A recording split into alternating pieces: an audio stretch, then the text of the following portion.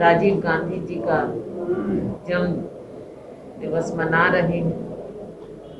जब उन्हें याद करते हैं तो देश के हर युवा और हर महिलाओं के लिए, उनके अधिकारों के लिए जो राजीव गांधी जी ने किया, उनके योगदान को कभी भुलाया नहीं जा सकता। हमारे देश को जो 21वीं सदी के सपने की बात की थी राजीव गांधी जी ने, जो नींव रखी थी, वो भी ये देश कभी नहीं भुला पाएगा।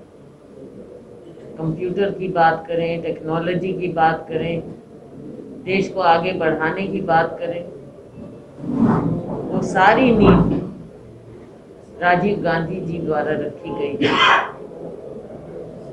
आज जो वर्तमान सरकार है, भारतीय जनता पार्टी सरकार,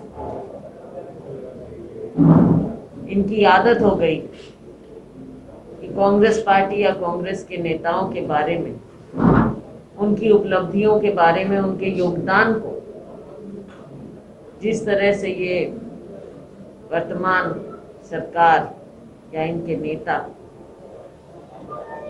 उनको नीचा दिखाने की कोशिश करते हैं, ये भूल जाते हैं कि इस देश को 70 साल में जहां तक लेकर आए हैं, वो हमारे इन नेताओं, ऐसे नेताओं की बदौलत। हम अपने देश की आज़ादी की 75वीं वर्षगांठ भी मना रहे हैं। हमें याद करना चाहिए उन सभी करोड़ों करोड़ों लोगों को जिन्होंने इस देश की आज़ादी के लिए अपना सब कुछ न्यौछावर किया, देश को आज़ादी मिली, और उसके बाद 70 साल देश को यहाँ तक लेकर आए कि दुनिया हमारे देश को आज एक सुपर पावर के रूप में देखना चाहती है। अगर हम अपने अतीत को भुला दें या अपने महान नेताओं को भुला दें,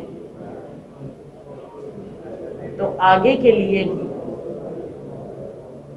ये हमारे देश के साथ इंसाफ नहीं होगा। मैम, आपका इशारा जो राजीव गांधी खेल रत्न का नाम हटा करके ध्यानचंद किया गया उसकी तरफ है? मेरा इशारा केवल एक बात पर नहीं है। देखिए, मेजर ध्यानचंद को, उनके योगदान को सारा देश याद करता है और आगे तक याद करते रहेगा। अच्छा होता कि वर्तमान सरकार मेजर ध्यानचंद के नाम पर बहुत कुछ रख सकती थी और रखना चाहिए, लेकिन राजीव गांधी जी के नाम को बदलकर मेजर ध्यानचंद के नाम पर रखना आज के दिन, इसमें तो केवल राजनीति नजर आती है।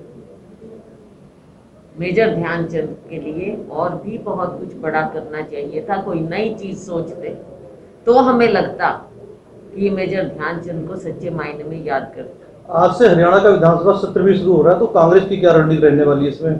कांग्रेस के पास बहुत से मुद्दे हैं जो भारतीय जनता पार्टी सरकार, खट्टर सरकार ने हरियाणा राज्य में कुछ दिया, कुछ नहीं है, लिया बहुत कुछ। हाँ, दिया है, वो दिया है स्कैम, वो दिए हैं पेपर लीक, वो दिया है करप्शन, वो दिया है बेरोजगारी, इस तरह की बातें जरूर दी हैं। हमारे अन्नदाता को, मजदूर को सड़क पर लाकर खड़ा कर दिया। बेरोजगारी बढ़ रही है, युवाओं के भविष्य के साथ खिलवाड़ हो रहा है। एक और राजीव गांधी जी ने युवाओं को कितना कुछ दिया था, और आज ये सरकार है। हमारा केवल 3 दिन का सत्र है। 3 दिन के सत्र में क्या बहस हो पाएगी, क्या मुद्दे उठा पाएंगे? ये सरकार हमेशा बचती है इन बातों से। कांग्रेस पार्टी की पूरी तैयारी है हमारे विधायकों की पूरी तैयारी है सरकार को घेरने की इन सभी मुद्दों पर। अब देखते हैं कि इतने समय में, क्योंकि हमारे विधायक अपने क्षेत्र की बात भी उठाना चाहते हैं, बहुत सी बातें उठाना चाहते हैं। अब देखेंगे कि पहले की तरह ये कहीं, जो पहले हमेशा से इनकी आदत रही है बचने की डिस्कशन से, सरकार की कट्टर सरकार। एक विवाद वो भी चल रहा है जो विधानसभा की कमेटियों से कुलदीप बिश्नोई जी को बाहर किया गया है, उस पर क्या प्रतिक्रिया आपकी? और भी 2 विधायक कांग्रेस के बाहर किए गए हैं। ऐसा है, एक लोकतंत्र में एक सिस्टम से लोकतंत्र चलता है, और जो हमारी विधानसभा है वो भी एक सिस्टम से चलती है, और उसका आदर सभी को करना चाहिए। हम तो चाहेंगे कि माननीय स्पीकर साहब सभी परंपराओं को देखते हुए, सभी जो पार्टी के विपक्ष के नेता हैं और विपक्ष का जो रोल है उसको वो पूरी तवज्जो दें और सबको इस पूरी प्रक्रिया में इन्वॉल्व रखें। बाहर करने से कुछ हासिल नहीं हो। किसान आंदोलन पे विजय कांग्रेस की क्या रणनीति रहने वाली है मानसून सत्र के दौरान? हमने इस मामले को पहले भी उठाया और आगे भी और ज़्यादा उठाना है, क्योंकि इतना समय हो गया किसानों को सड़क पर, किसान को, मजदूर को, लेकिन ये सरकार अब इनसे बातचीत तक नहीं कर रही। शुरू में दिखावा किया बातचीत करने, लेकिन अब जो वर्तमान सरकार हमारे राज्य की है, क्योंकि विधानसभा सत्र है, वर्तमान सरकार को ये बताना पड़ेगा कि क्या कारण है कि वो अपने घरों से बाहर नहीं निकल पा रहे। लोगों का, किसानों के रोष का सामना करना पड़ रहा है। ऐसी कैसी सरकार है ये जो लोगों के बीच में नहीं जा पा रही है?